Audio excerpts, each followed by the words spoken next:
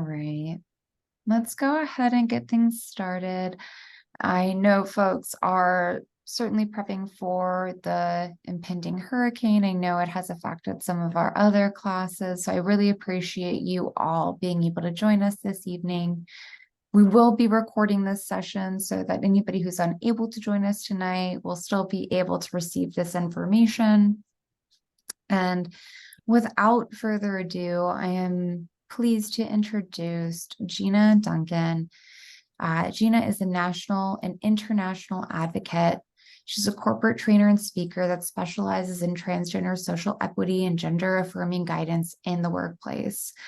She's conducted hundreds of cultural competency workshops for all segments of society, and she's been doing this work for decades, working with corporate entities and working with local entities. She's been, she's really made an impact in our local community.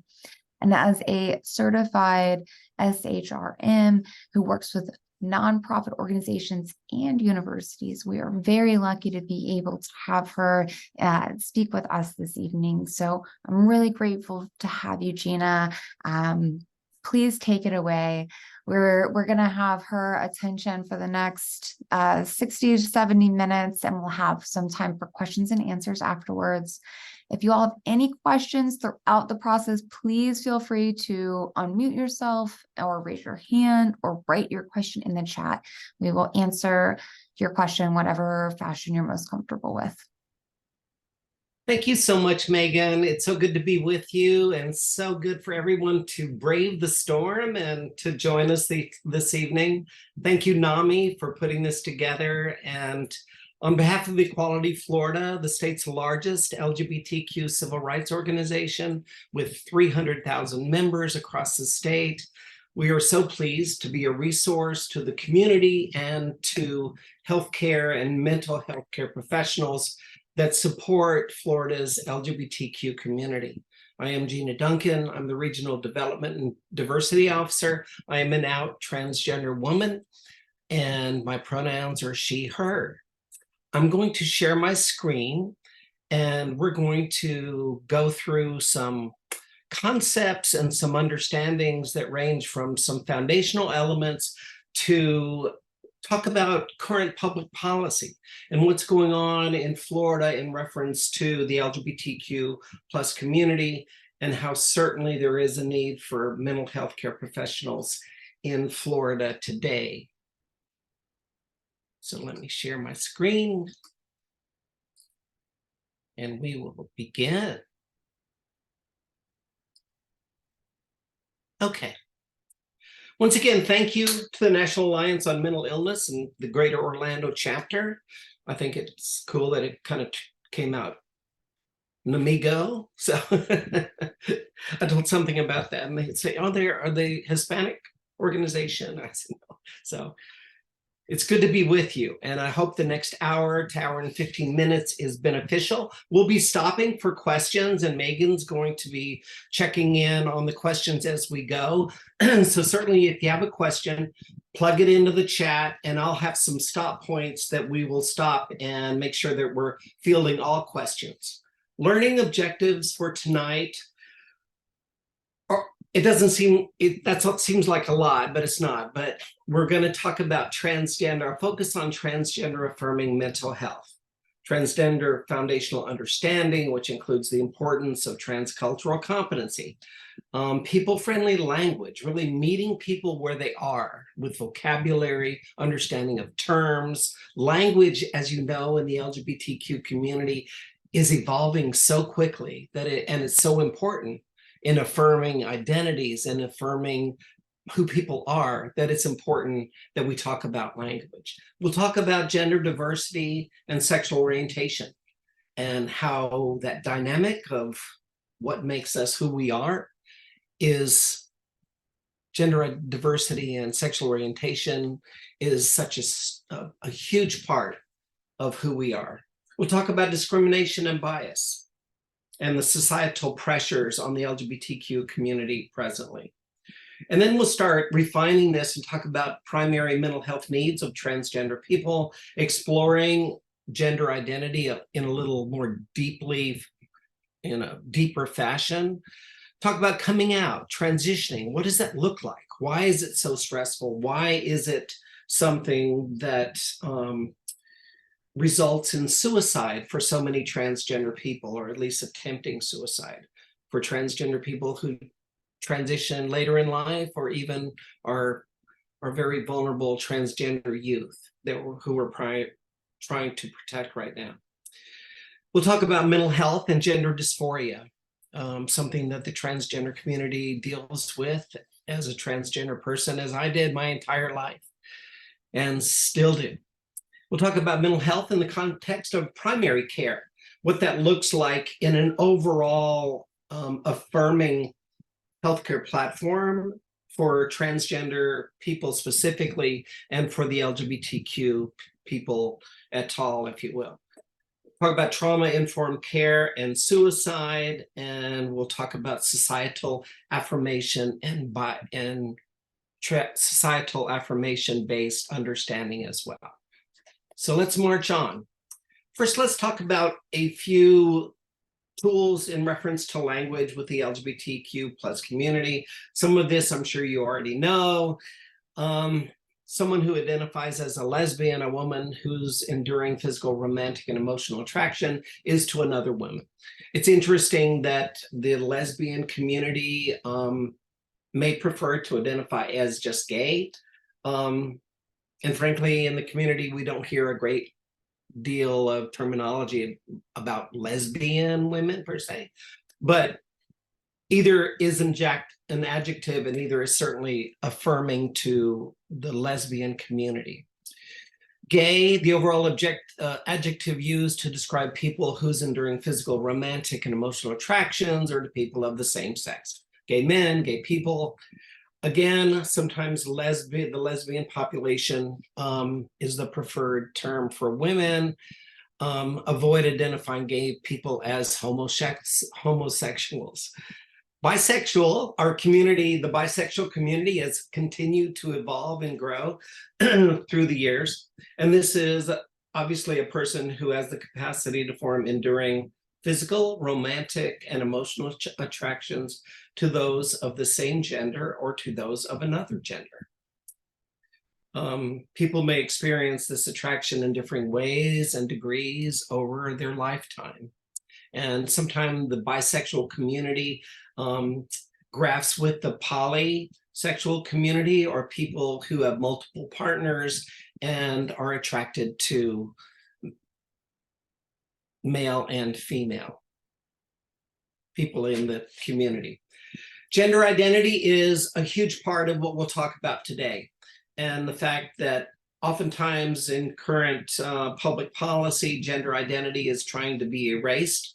We know that gender identity is real, and we know that gender identity is a deeply held innate feeling of how one feels about themselves and how they relate to the world around them.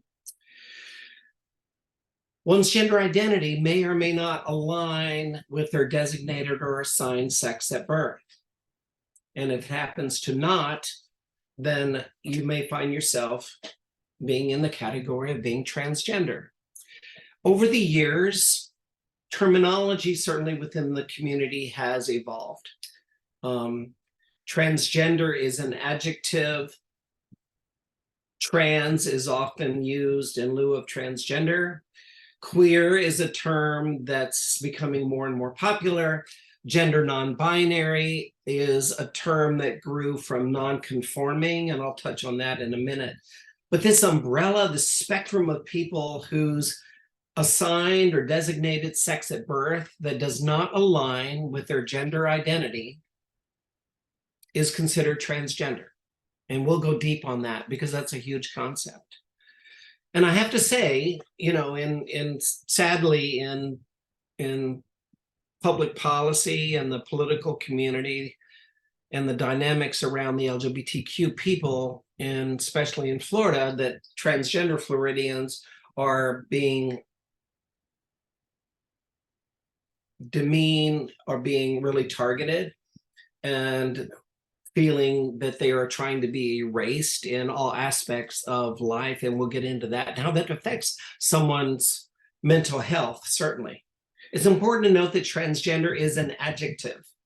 I heard someone say the other day that, oh, I saw a transgender at the meeting today. Well, it's an adjective. What would be more affirming would to say, I saw a transgender man, a transgender woman at the meeting today. So it is an adjective. Gender binary is that construct of traditional maleness and femaleness, men and women. And the fact that our culture is continuing to diversify away from gender binaries. And we're seeing that somewhat generational, right? In that it seems, our kids and our grandkids are more and more diverse. They're more and more open to gender expression and expressing themselves in all kinds of ways, from their hair to their tattoos, to the clothes they wear, to how they want to live their life and have gender expression that is something that relates to who they are. So it's fascinating to see the ever diversifying aspect of the LGBTQ community.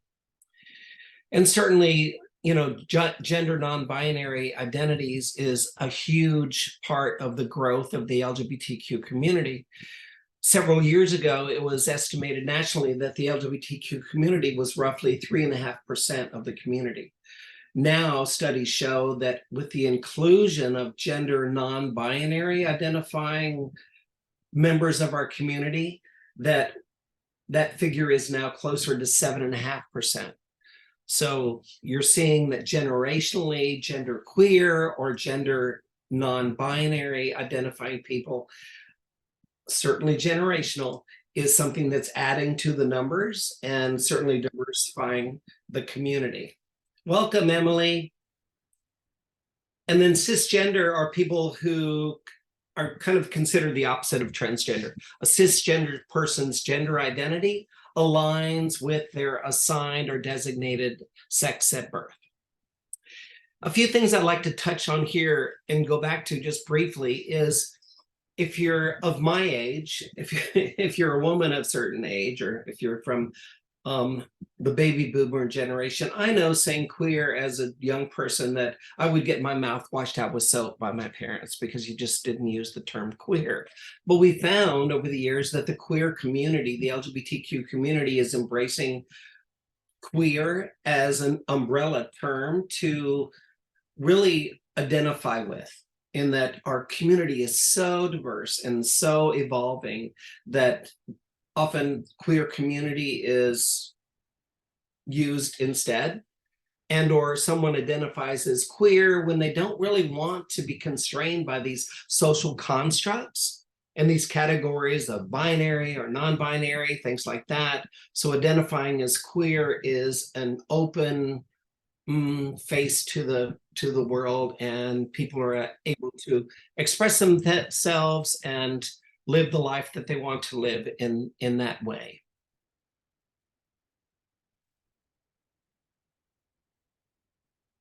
Under the trans umbrella, it's important to note once again that, transgender people are so often misunderstood, but it's a basic concept. And to embrace the transgender community and understand the aspects of being transgender, it's important to note that transgender is relating to your gender identity. And your gender identity is something that is innate. It's a deeply held belief of who you are and how you want to interact with the world.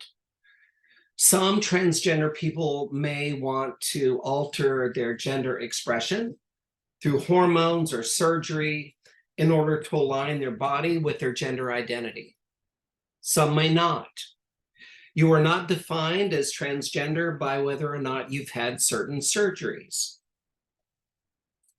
Being transgender simply means that your gender identity does not align with your assigned sex at birth, and that assigned sex at birth is denoted by your genitals. So you're born, the doctor picks you up, slaps you on the fanny, you have a penis, the doctor says, congratulations, you have a boy. People have, gender reveal parties.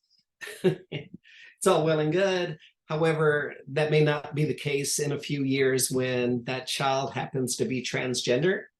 and they may have a penis, but they in no way relate to anything male or masculine or wanting to be male in any way. Again, being transgender is not defined by surgery. It is defined by your gender identity. A brief pictorial on my personal journey. You know, it's funny that I knew I was transgender at a very early age. My sisters convinced me to join them in a dress-up party in our basement. And when they finished putting a little flowery sheath on me and lipstick and painting my nails, I felt for the first time that I could breathe. It was something that came over me that was innate and something I felt to my core, that I felt for the first time that I could breathe. And I knew that this was truly who I was. And even at such a young age, I didn't know what to do with that, but this feeling came over me that this is my true self. This is how I feel authentically. And the only way I can really describe that is that I felt like I could take my first breath for the first time. But there was no information about being transgender then. So I threw myself into being a guy's guy. I was a football all-state linebacker at Merritt Island High School. We won a state championship. This is me standing next to the homecoming queen at homecoming. I was married. I have 2 amazing children. I was married for 27 years to the love of my life.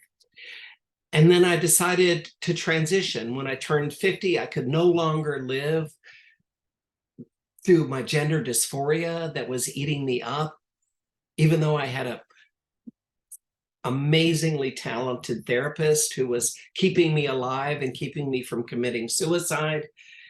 But when I turned 50, I knew that I could no longer live this inauthentic life. So I transitioned.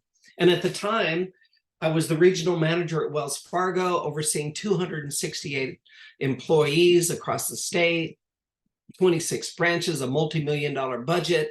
I did my research and I knew that Wells Fargo would be supportive. And so I transitioned while serving as regional manager with Wells Fargo. They truly walked the talk in reference to supporting me in the workplace. And a lot of the corporate transcultural competency trainings that I do for major corporations, I really glean a great deal of that from my personal experience and from the Wells Fargo best practices that they implemented in supporting my journey. So let me pause there for a second and let's check in for any questions. Any questions in reference to kind of the foundational aspects of language and understanding those kind of terms as we move forward? You know, it's also, as we pause here and maybe while you're formulating a question, and please, if you have a question, if you would put that in the chat, and then Megan's going to monitor that and come back with us in a second.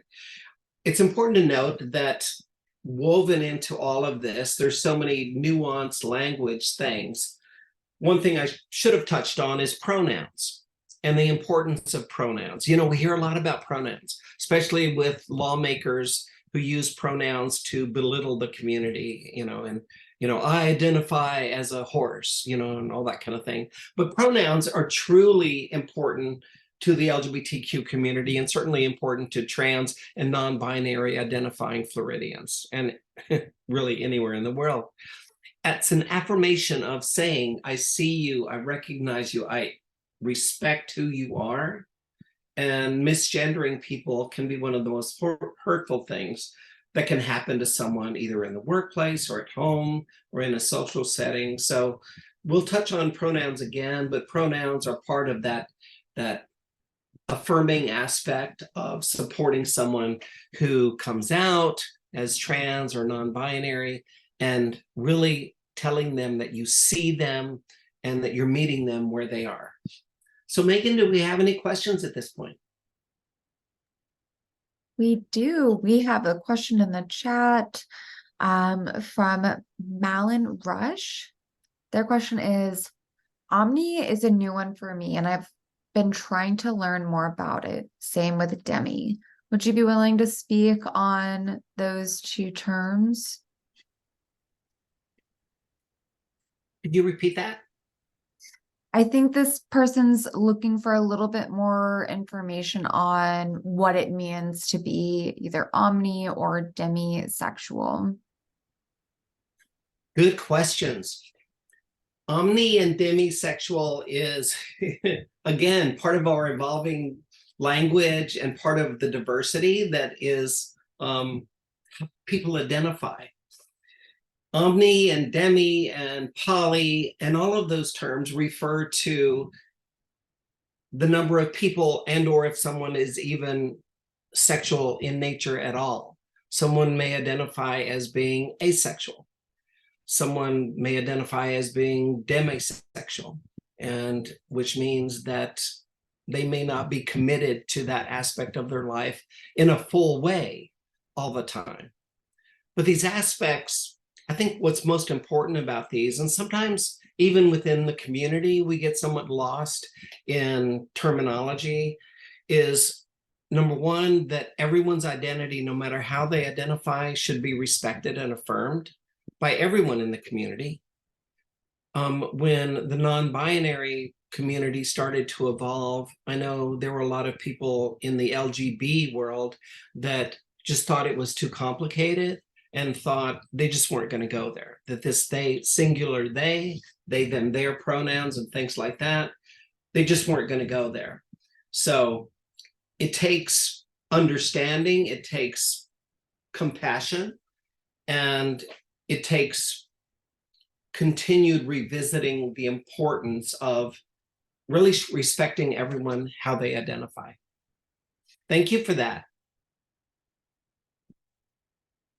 Any others?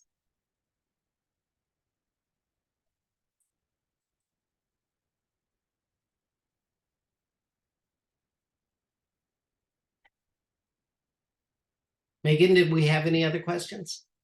So this person is also asking, so is it on the ace spectrum? Oop. As an asexual spectrum?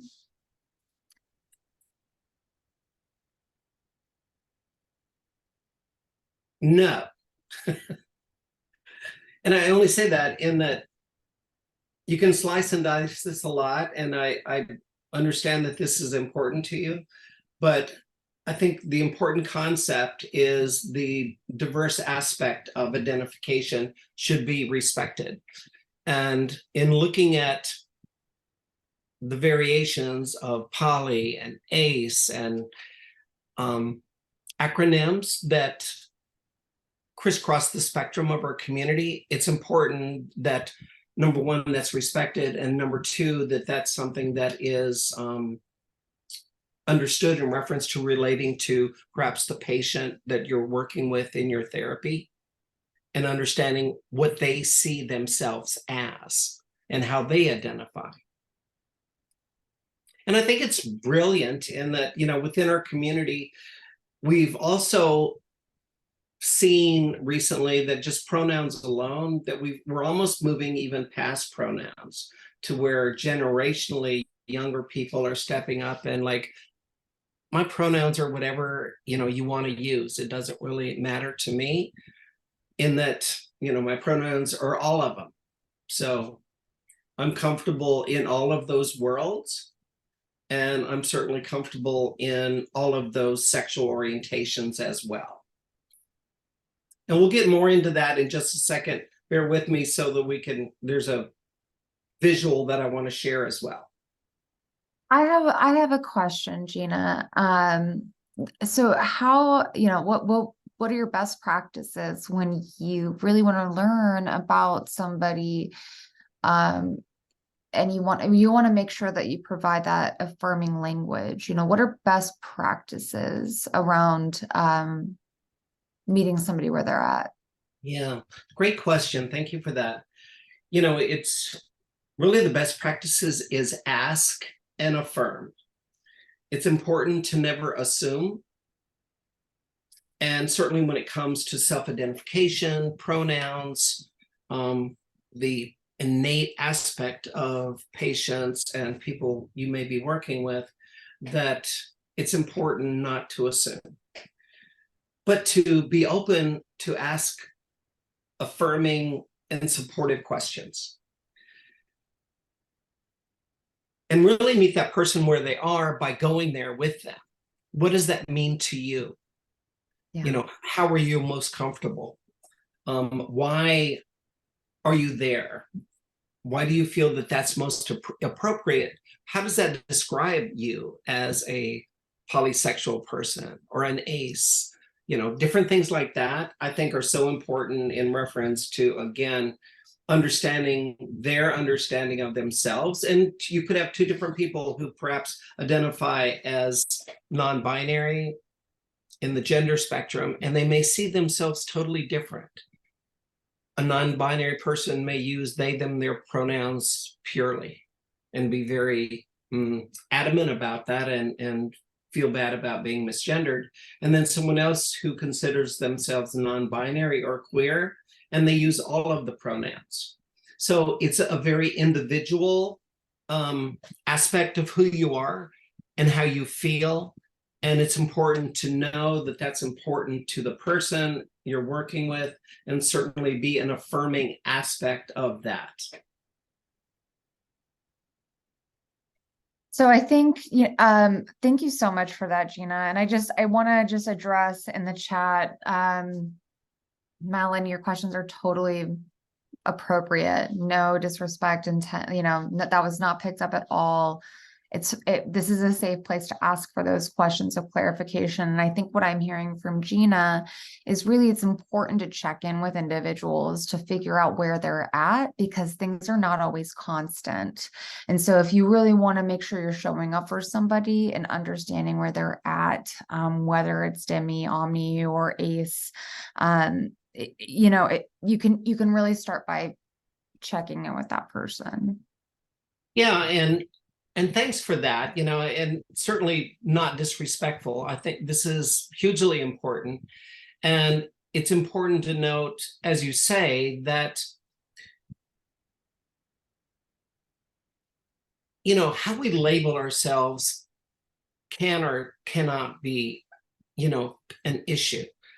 And honestly, the evolution, we started 10 years ago, we were very comfortable using non-conforming. But we found that people who identified as non-binary came to dislike that because it was conforming to what? And so the community kind of moved away from non-conforming to, because what is conforming? What's the standard? Is there a standard? And is that standard, within the LGBT community or outside? Certainly two different things. And so the community moved to non-binary as a more flexible term, and something that didn't really relate to conformity or normalness or anything along those lines. It just said that people who identify as non-binary reject the social restrictive constructs of maleness and femaleness, and it opened the door so that they could be whoever they wanted to be. So thank you for this line of thinking and these great questions and points as we go forward. Keep them coming. So let's move forward in reference to tools of where we are and what we're doing. Again, gender, deeply held belief of who we are. It's an important note when I talk to a lot of corporations, they have some visible cues of how the community has come along. A huge step was Laverne Cox on the cover of Time magazine. It was called the Transgender Tipping Point. This was 10 years ago, and certainly the transgender community has grown and evolved from that time, but there's still a lot of misunderstandings around the community.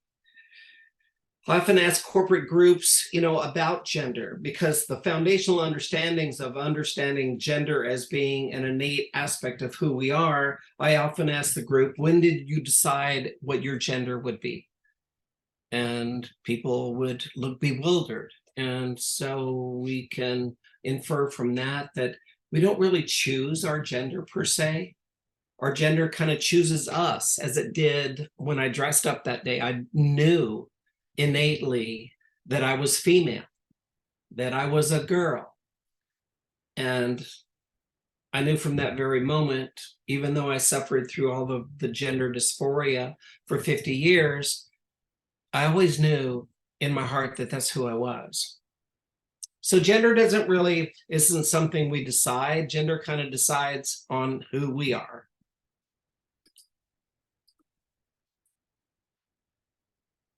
You know, we talked about assumptions, and I shared this picture only in the fact that I shared this picture with a family member, and they said, "Oh, is that your boyfriend? He's so handsome," and that kind of thing. And this assumption of people is something that certainly relates to mental health and healthcare and assumptions of people and how we relate to people. Assumptions can be something that is so off-putting for LGBTQ people that it's important to talk about it. This is one of my dear friends, and this friend is gay, and we are great friends, and I am a transgender woman, and you would not know that in looking at this picture.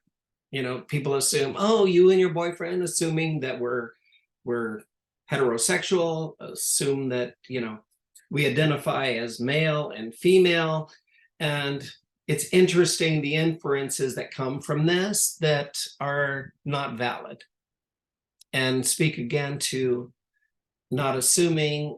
And the same for pronouns. Be careful in reference to your pronouns. I always speak when I'm speaking to admissions people at hospitals and things like that. Again, never to assume in a patient. Feel free to say, "Hey, I'm Gina Duncan. My pronouns are she, her, hers. What pronouns do you use?" Open that door. That's something that is a trigger for people who automatically in the community will know that that's important. And you want to make sure you get that right and you don't misgender them at your first session. This is our genderbread person, and this is actually somewhat of a flawed visual, but I still like it because it hits the point. But it's taken a lot of criticism, and it continues to, and it does have its flaws, but it provides the basic visual of what we want to do. I'm working on another version of this that doesn't necessarily go into the genderbread, kind of thing. But this speaks of what makes us who we are. Our gender identity, our gender expression, our assigned sex or biological sex at birth. Even though your gender identity is also biological, it's more assigned sex at birth. And then sexual orientation, who you're attracted to, who you're physically, spiritually attracted to.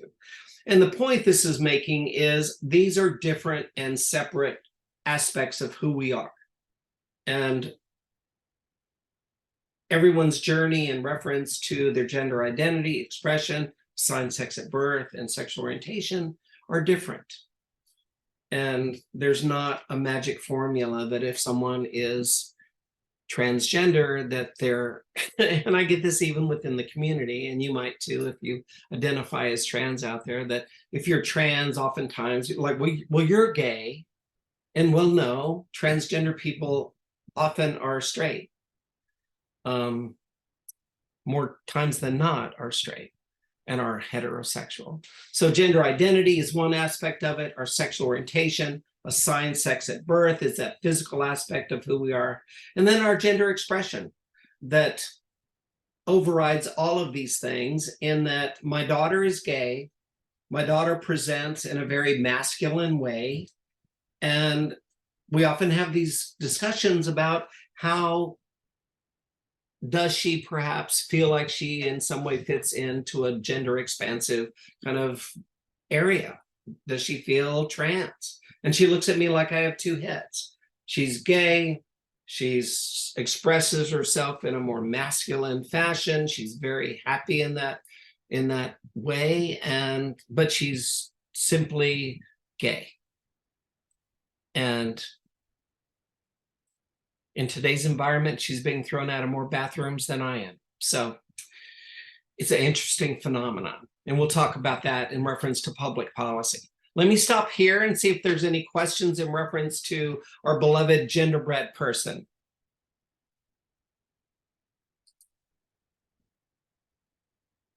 Any questions here? Let me see. I lost my chat. Hold Oh, on. no. Okay, here we go. I got it back. Okay, nothing yet. If you want to come off mute or if you want to put it in the chat, either way, we are here to talk about it all.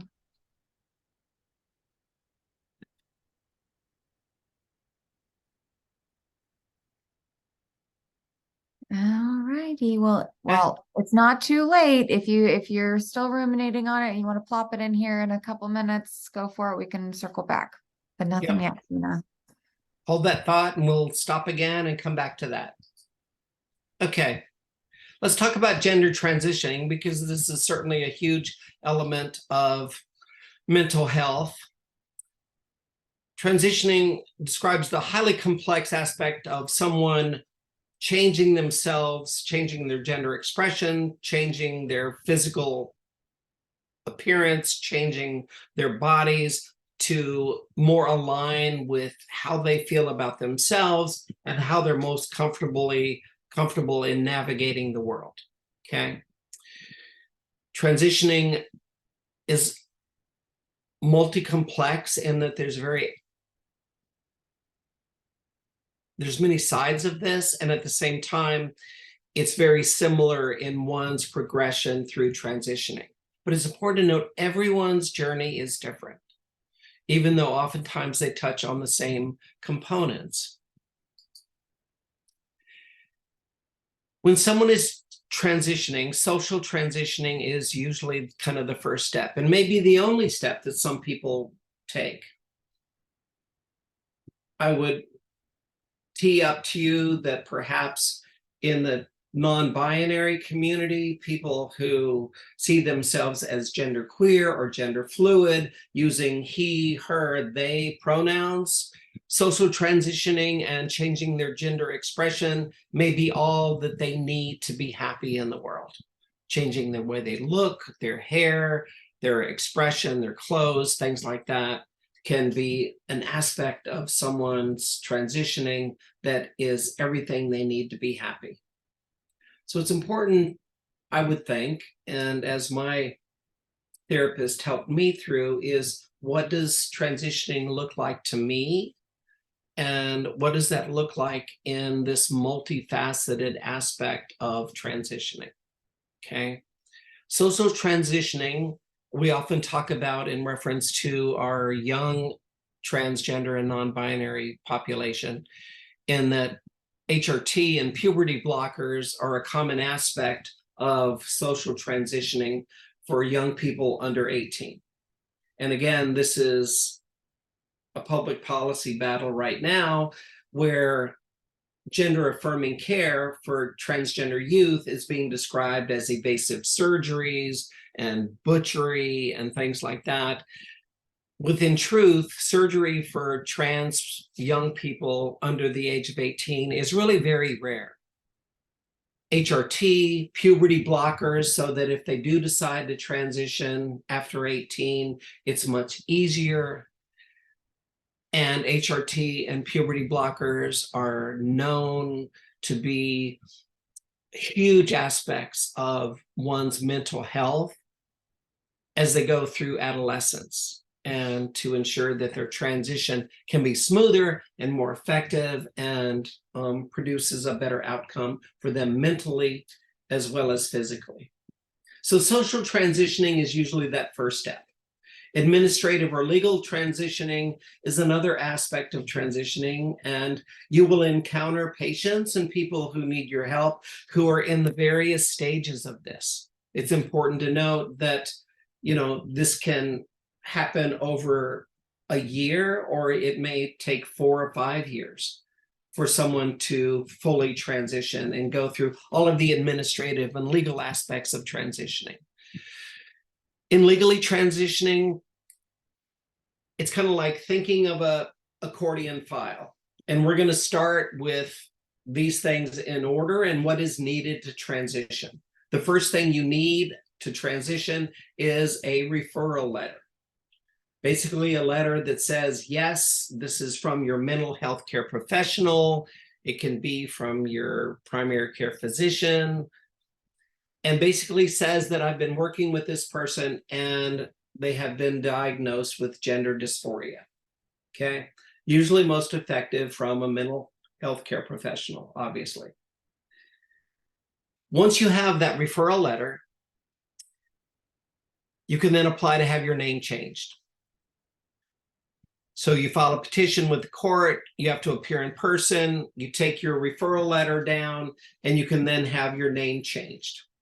In Orlando, Florida, the cost to do that is $450. So in some cases, just having your name changed is a stressor and prohibitive for people. And without your name change, it's a huge deterrent in reference to what you want to do in truly transitioning if you want to change all of those legal aspects of who you are. With those things, you have a referral letter, you now have your name change petition from the court. You can take those to the Social Security office and have your Social Security card changed. Basically, your new name aligned with your Social Security number. Your number doesn't change. With that information, 36 hours later, you can then go and have your driver's license changed. Name, social, which is integrated into your driver's license number, new picture, all of those things.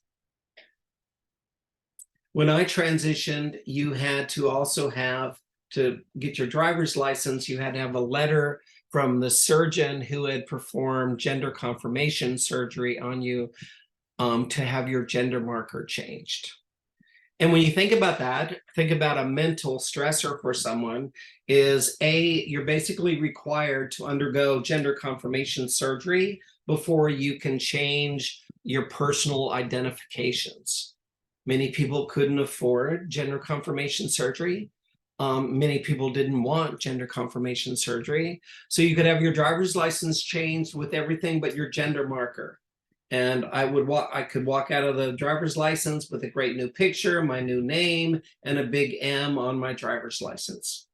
We have since got that changed since then, so that is no longer a requirement. With that information, you can then take that to the Department of Records, state of Florida, and have your birth certificate changed. We are hearing currently with the latest hate slate from the DeSantis administration that they are no longer doing that is on hold. But we are looking into that on the legal aspect of, because we got that fixed 6 years ago so that with this information, you could change the gender marker on your birth certificate, which we're finding is very important. Because like the transgender bathroom bans that are now in effect, they say that you can only use the restroom that aligns with your birth certificate, your assigned sex at birth, which you prove by your birth certificate. Not that I know many people who are walking around with a birth certificate in their wallet or their purse, but with them withholding that at this point is something we're concerned about. With that above information, you can then go and have your passport changed.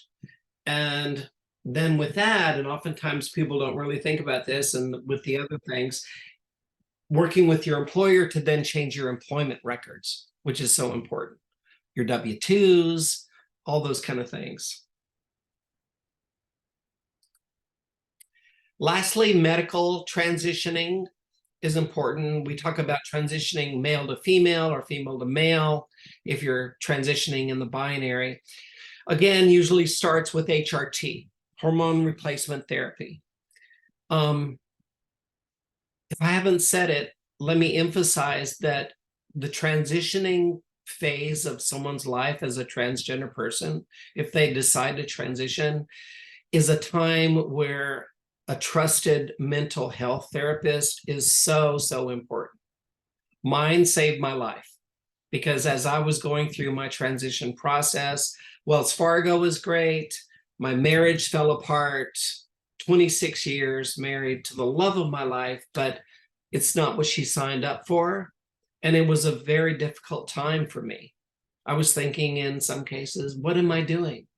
I'm ruining my life. And yet I couldn't stop myself because I wasn't happy. I felt like I was living someone else's life. I wasn't living in the moment.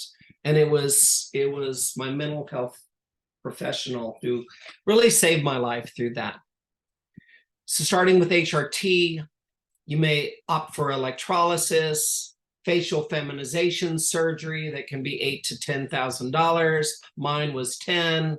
Breast reduction or augmentation. Keep in mind that we have to remember our transmasculine identifying parts of our community. Oftentimes when we're talking about transgender issues and things like that, we tend to focus on transgender women, but we have a vibrant and growing transmasculine community. So breast augmentation or reduction, hysterectomy, which is often an option for people transitioning from female to male. And then gender confirmation surgery used to be called gender reassignment surgery, but the community, again, words changed, words evolved, and gender confirmation surgery is what we call it today. Considerations here in looking at this from a mental health aspect is the strain on someone who decides to take their journey and act on it and live their true life, live their true selves. Considerations of cost. All of these things are very expensive. Oftentimes cost is a prohibiting factor. Time, as you might imagine, it's a process going through all of this, from the legal aspects of things to certainly the medical. When I transitioned, gender confirmation surgery was something you had to book years in advance because there were so few doctors doing gender confirmation surgery that they were booked up years in advance. Work flexibility. All of these things take time off to go and have facial feminization surgery, 3 weeks of rehab, and then coming back to work, things like that. What does that look like in the workplace? And then certainly mid-transition mental health aspects. How is this being received by your family? How is this being received by your network of friends in mid-transition? You're feeling better, but certainly it's a process. So all of those things are certainly mental health considerations in going through this multifaceted aspect of transitioning. Let's pause there. Any questions in reference to transition aspects? Thank you, T. Nurse. I'm glad I did too. All right. Yeah, Stacy Lopez has a question. They said, thank you for she says, thank you for explaining the multiple aspects related to transition. Has Equality Florida or any other advocacy organizations have a directory of LGBTQ plus affirming mental health providers who provide referral letters or assessment of those referral letters? Yeah, Stacy, great question, and thank you. We do at equalityflorida.org. You click on Take Action, but Equality Florida has a transgender resource guide. Yes, thank you. That has I think there's 400 entries in there. We've been working on our resource guide for a decade, and we continue to add to that. So if you see a trusted mental health provider that isn't in there, refer them to me, Gina Duncan at equalityflorida.org. or Gina at equalityflorida.org. We would love to add them. We're constantly adding quality, trusted resources. So please, if you can, do that. But check that out. It's something we're very proud of, but it's something that we need to continue to update on a regular basis because we do have people that are moving and things like that. Are minors able to go through administrative transitioning with a parent's consent or any other transition process? Yes, great question. 2 factors to this, in that social or physical transitioning for minors, again, it's very rare that any surgeries are involved with a minor. And if it is a consideration due to mental health aspects, and usually happens with a teen who's almost there, 15 or 16. And they're at a point where their mental stresses of dealing with gender dysphoria are so extreme that their doctor community and parents involved decide that it's okay for them to proceed with gender confirmation surgery, let's say. It doesn't, a parental consent is required for that. That has been complicated by the most recent healthcare bans by the DeSantis administration and things like that. And we'll talk about that in a bit. But yes, they can go through that with parental consent. And really with other aspects of their transition process. I work in college mental health, and many students often look for providers. Good.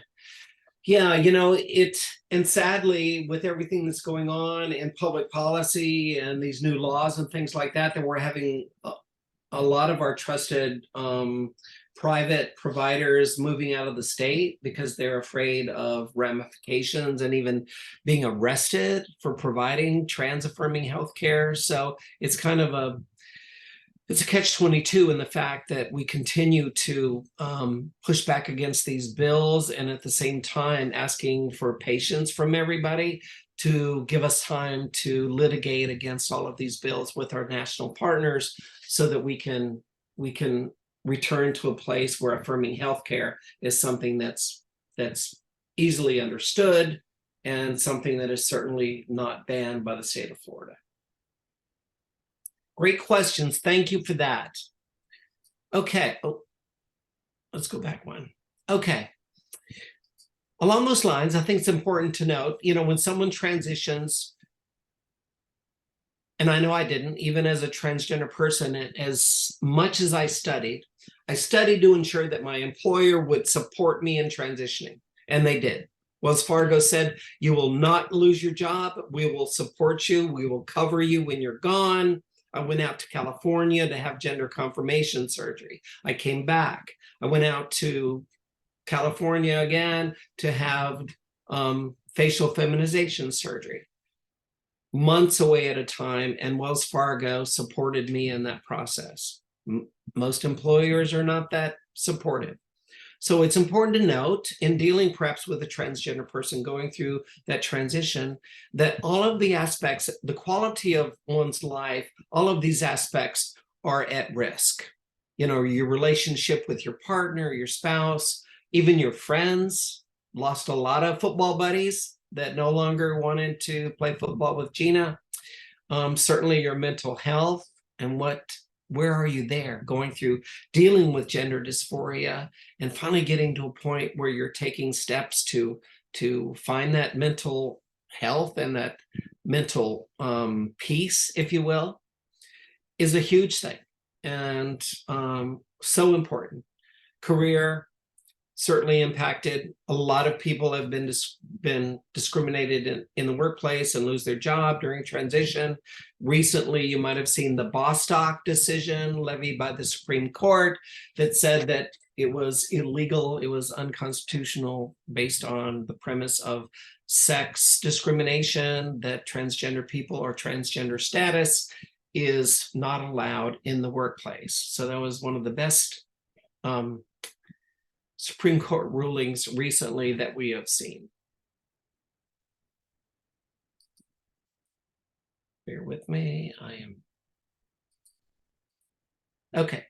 Financial security, certainly. Being able to travel up until recently, and we've been working with the TSA, it has been very difficult to get through scanners if you are a mid-transitioning person. You may be a transmasculine person who has on a binder to not show your breasts and you're presenting very masculinely, and that binder shows up on the scanner and you're pulled away to strip in a room of strangers, and it is very evasive. We've been working with the TSA to increase their understanding of transitioning transgender people and the aspects of that, so that any anomalies that they may find in the scan, they handle in a much more humane fashion.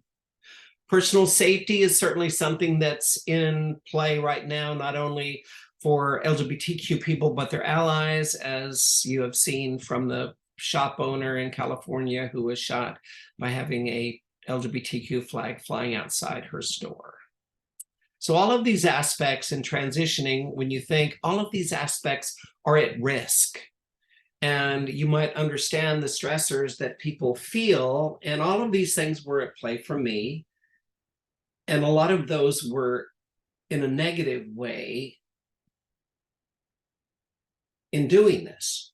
So someone's deciding to transition and change their life, have a completely different gender presentation and expression, risking all of these things, and how are they dealing with that mentally, right? So hugely important. So components in looking at this in reference to kind of some general aspects of what a healthy transition looks like.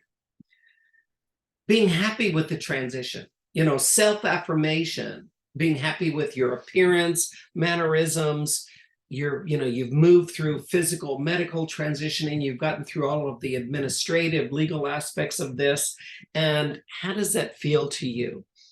Sadly, we have many transgender people who, after transitioning, and certainly after medical, physical transitioning, they had higher expectations than the end result, which results in higher rates of suicide in those situations. So that's something that's very important in being able to deal with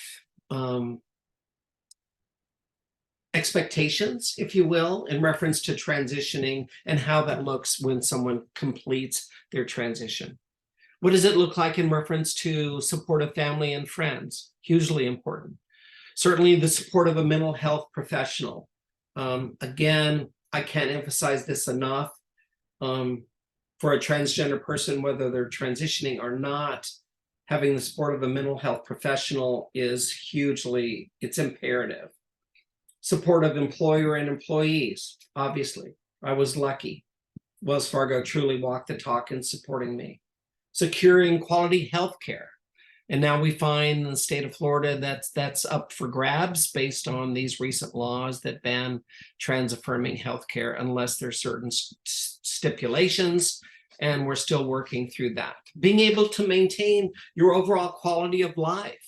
I've talked to many transgender people who suffer from remorse having transitioned. It's not really what they anticipated in a positive way, and they find that it negatively impacted their quality of life. They lost their job, they lost their family, they lost their house, and they question themselves. And so how do we work through that with them on the mental health side of this?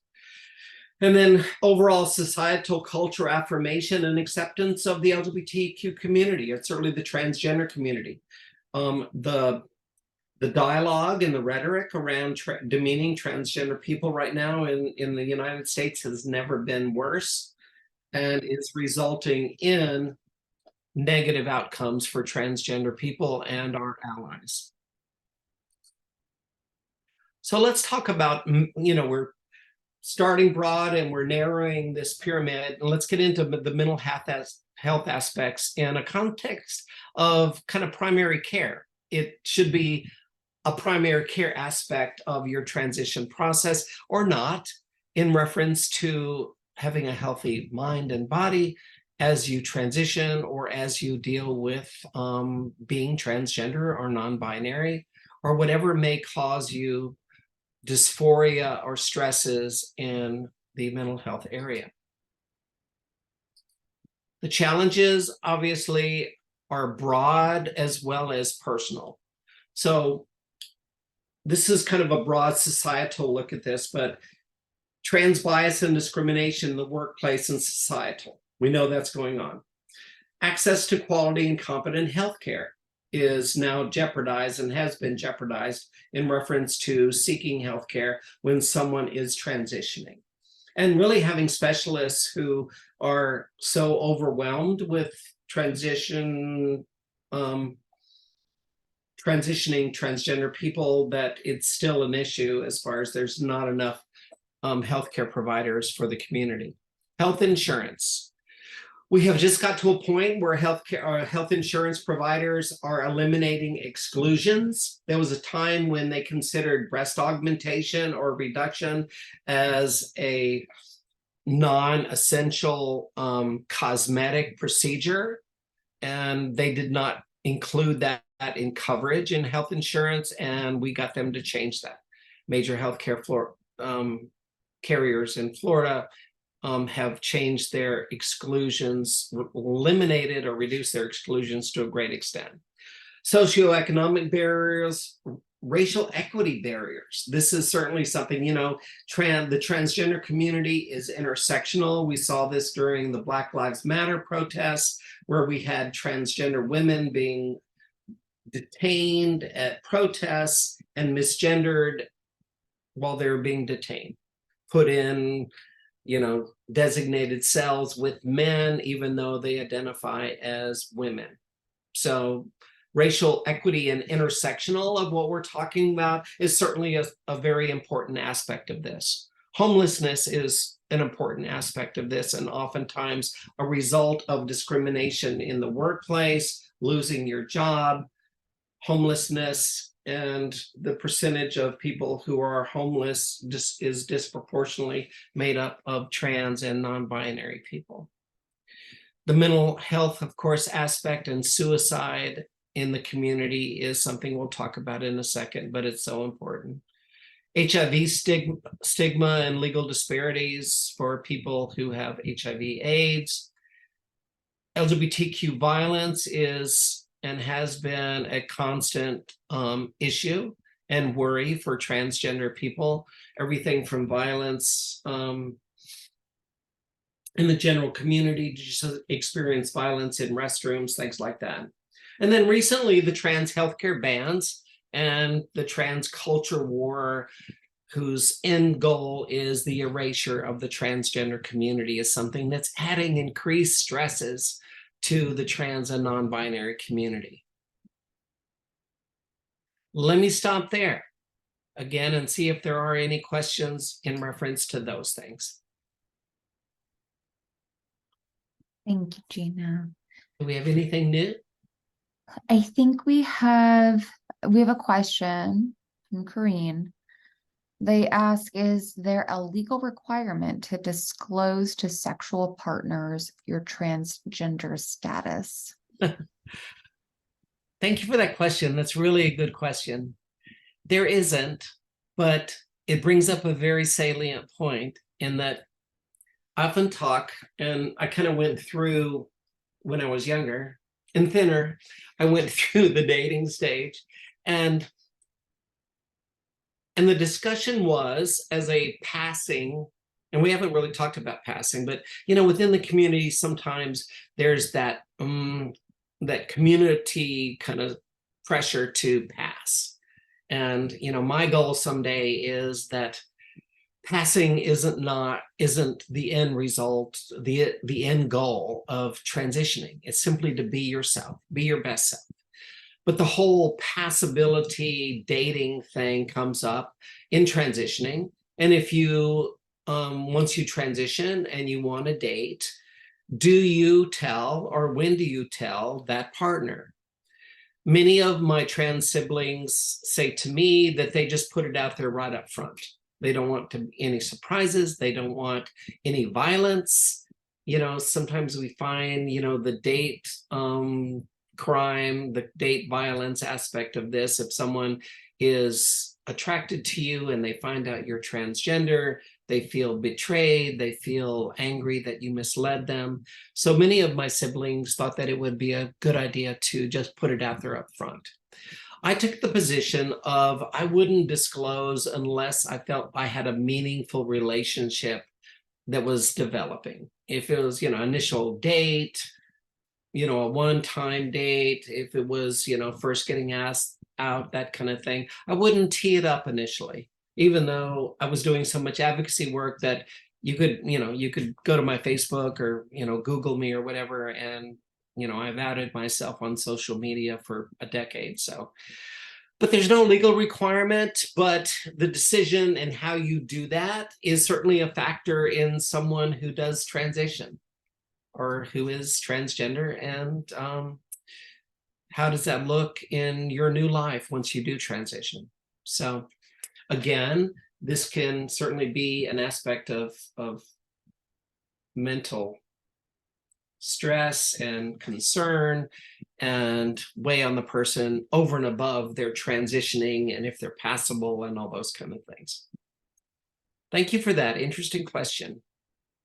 I know there's some guys out there that would like it to be legal only because sometimes when there is a relationship and someone finds out you are transgender, there's not a really good response to that for some over macho guys. So it's a dynamic that's certainly part of that. Okay. All right. So transgender healthcare cultural reluctance. Let's talk about some of the challenges. We've started with kind of the challenges in reference to transitioning. Let's talk about kind of a macro. So cultural reluctance, 35% postpone needed healthcare due to harassment or discrimination concerns. So we're talking about healthcare, which is a vital aspect of your mental health and how that interacts with your transgender status. And, you know, I hate being one of those, you know, PowerPoint readers, but I'll read these, but certainly elaborate on them. But I'll read briefly, but 40% delayed needed healthcare due to cost or lack of adequate insurance. Insurance has been a challenge until recently, and now we fear that that's going to be reversed, but insurance has not covered everything needed until recently. We don't know how the recent legislation is going to affect that.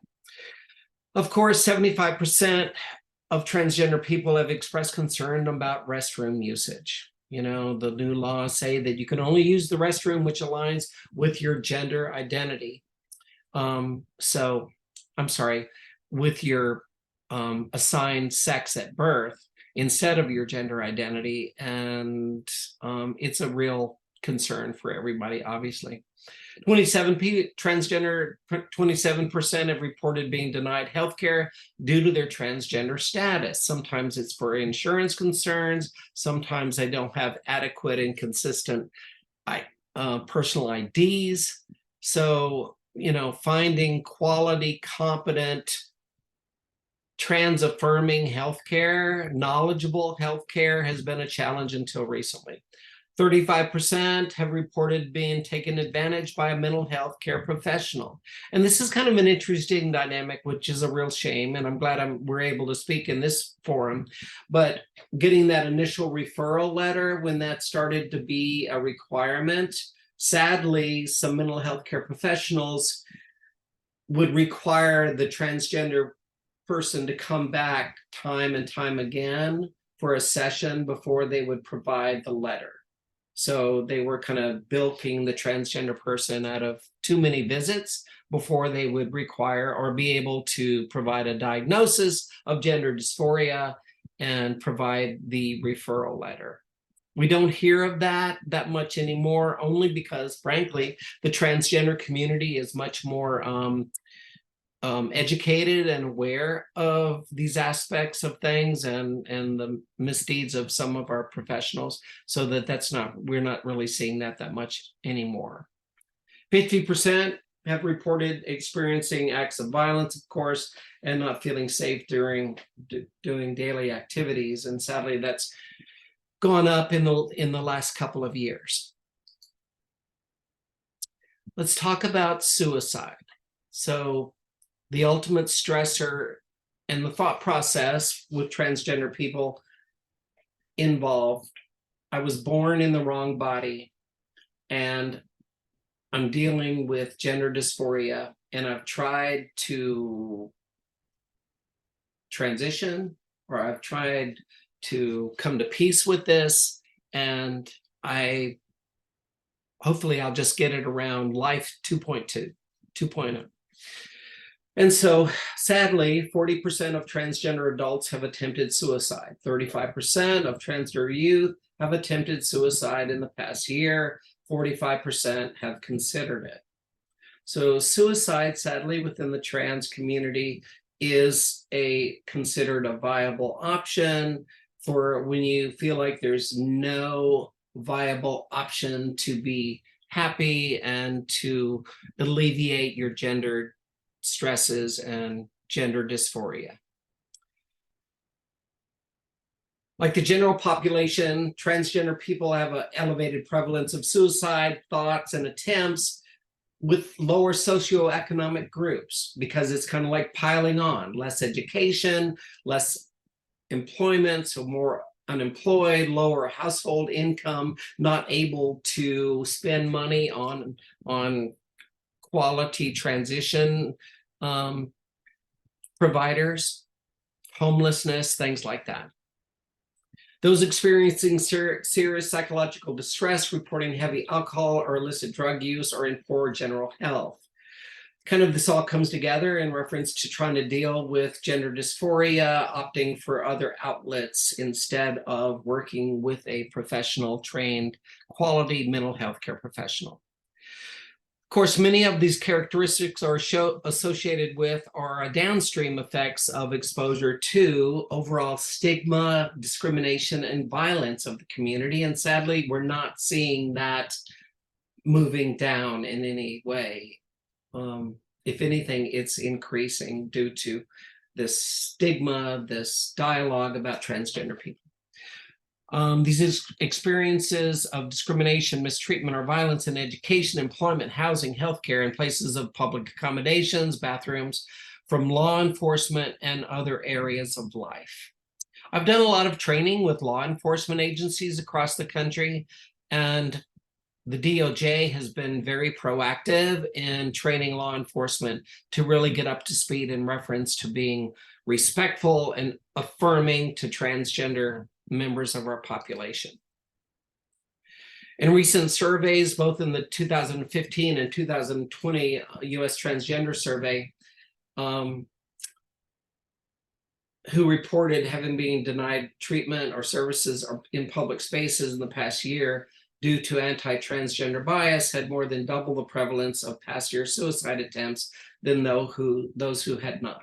Some of this is pretty, self-explanatory. It makes perfect sense that the compounding of quality of life and services to provide a quality of life, that being a challenge and that being denied transgender people, certainly increases the stressors of being transgender and the rate of suicide within the community. Over 30% of USTS respondents who were physically attacked in a place of public accommodation reported attempting suicide in the past year, which is 4 times that among respondents who were not attacked.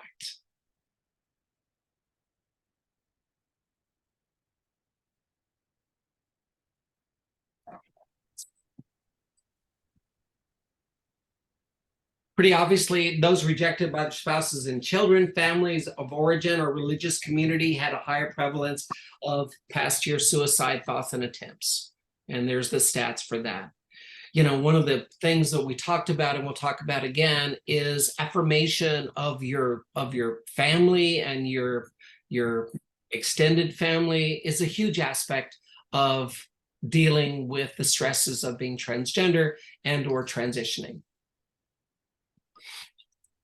So when looking at dealing with suicide and suicide prevention, transgender people basically need access to gender affirming care, which ranges from hormone therapy to surgical care to quality mental health care from trained, transculturally trained mental health care providers.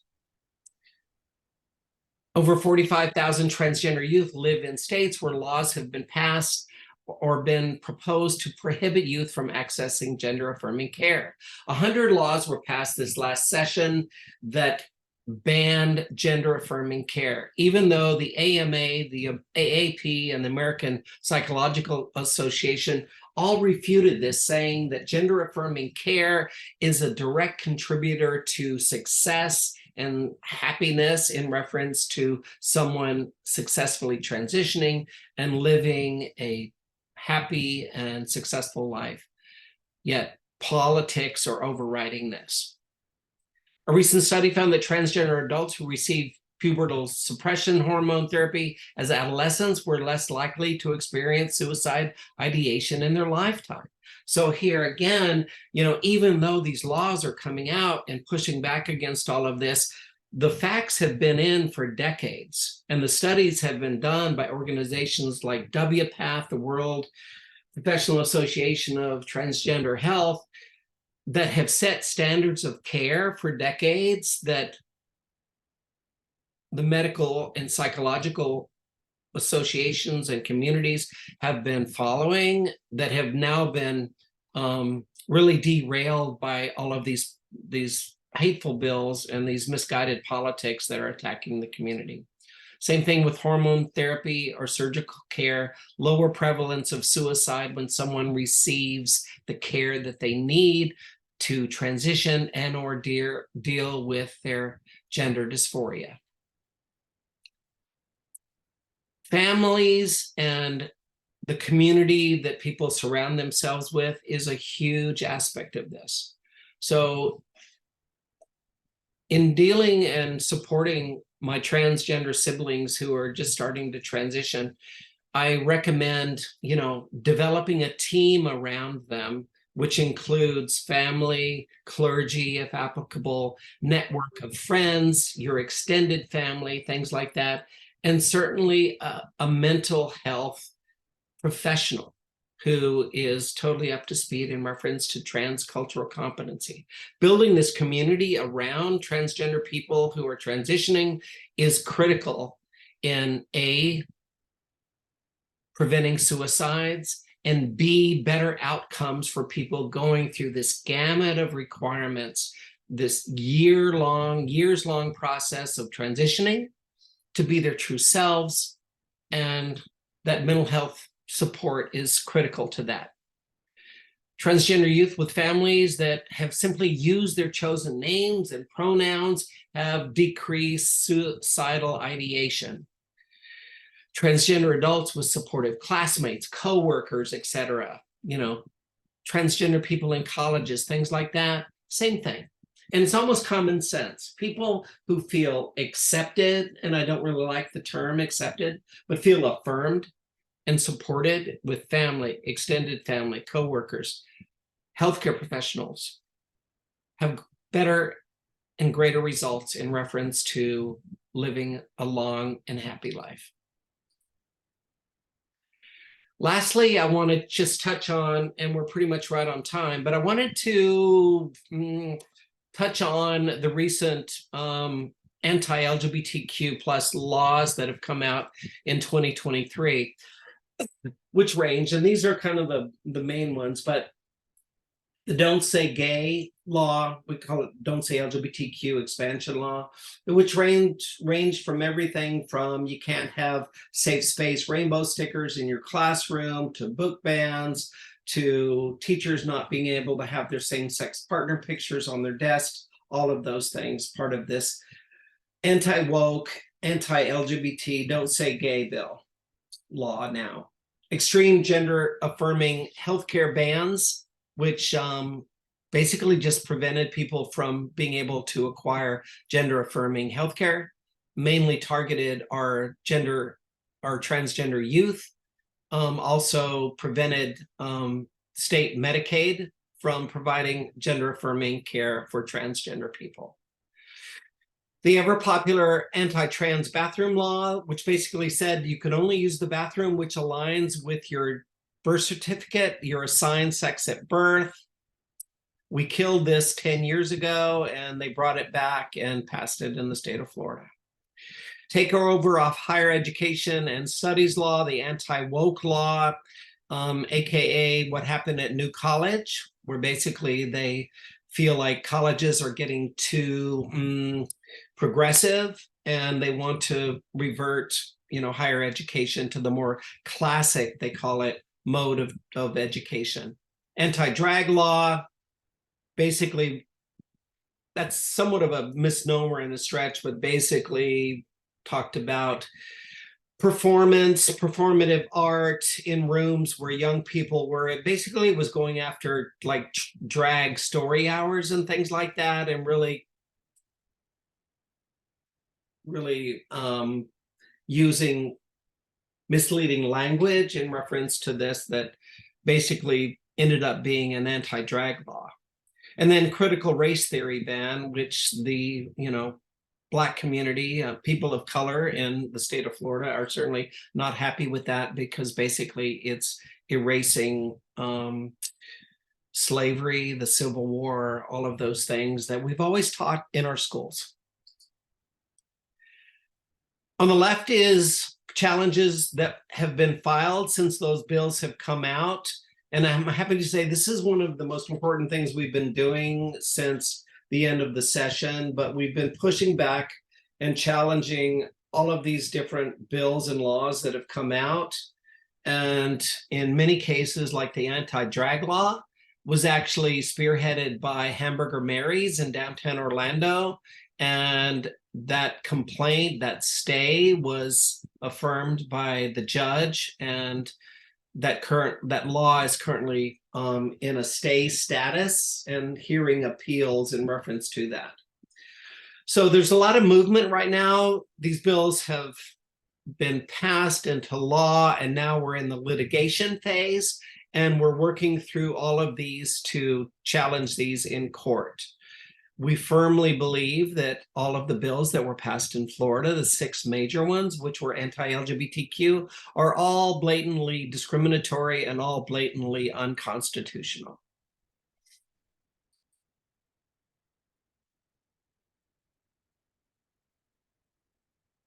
Okay. Any questions on anything that we've covered? Gina, thank you so much for being so honest and open about your experience. You've really had a long journey, and one that you've been so willing to share about your successes and your challenges. And I just really want to thank you so much for your inspiring message and breaking these complex ideas down for us. Well, thank you. It's my pleasure. Any last questions from anyone? Yeah, we've got a few minutes left. If you want to come off mute, come off camera, or put anything in the chat, we're happy to make time for that.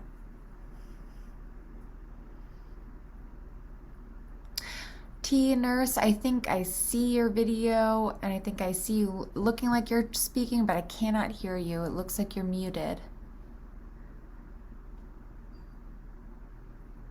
Yeah, click on your microphone thing. Yeah.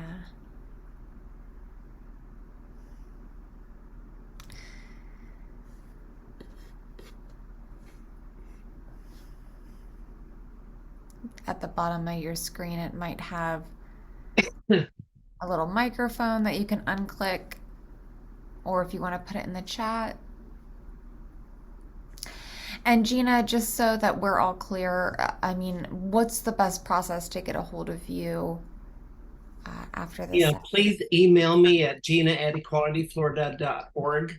Resources, information, connectivity to support organizations in various areas of the state, to whatever resources that we have at Equality Florida. Certainly let me know. Well, I finally found out how to de-technology myself and unmuted myself. But I just wanted to thank both NAMI and Gina for how powerful this important message is. You know, I'm 67 years old. I've been transitioning for 10 years, and it's still a hell of a journey. You know, as much as I feel strong, sometimes events like this still trigger intensely flashbacks. And fortunately, unfortunately, I survived a suicide attempt that fortunately drove me to get assistance in a suicide diversion program that Metro Inclusive Health had at the time, and that has been a game changer. And this year, I spent time in Tallahassee with Equality Florida, and was beyond inspired by the intense power, but also profoundly saddened by the obvious mental health, and then to speak at boards of medicine hearings and see the terror and the pain and the fear and the hate. Nothing more important right now than mental health professionals that are compassionate and caring and to take the time to share this. Will save somebody's life. Thank you. Thank you so much for saying that. And thank you to NAMI and certainly NAMI of Greater Orlando. Megan, thank you for putting this together. And, at Equality Florida, part of our mission is to be a resource for the community as we advocate and fight anti-LGBTQ public policy. So anything we can do in the future as well, please don't hesitate to let us know and let me know. And thank you again for having us on and the ability to share some of this information. Absolutely. And I mean, I speak from personal experience. My journey through my sexuality and my journey through my mental health have definitely coalesced in a lot of different ways. And this session has just been really, heartfelt to me, but also inspiring because I know that we have this community and we have you, Gina, who are able to relay and share the different pathways that we have to advocacy and to self-expression and validation. And I'm just really grateful for yes, absolutely, I think these two things just go together so perfectly. um, and it's my honor. And you know we are going to have more of these sessions in the future. And um, absolutely just super grateful for everybody to join in today. But Well, thank you, Megan. Thank you, everybody, for coming. And Equality Florida appreciates your support and be looking for, more information and news as we push back against these bills and continue to advocate for the community to ensure that every LGBTQ youth is protected and every LGBTQ family is respected. Thank you so much. thank you. Good night and be safe.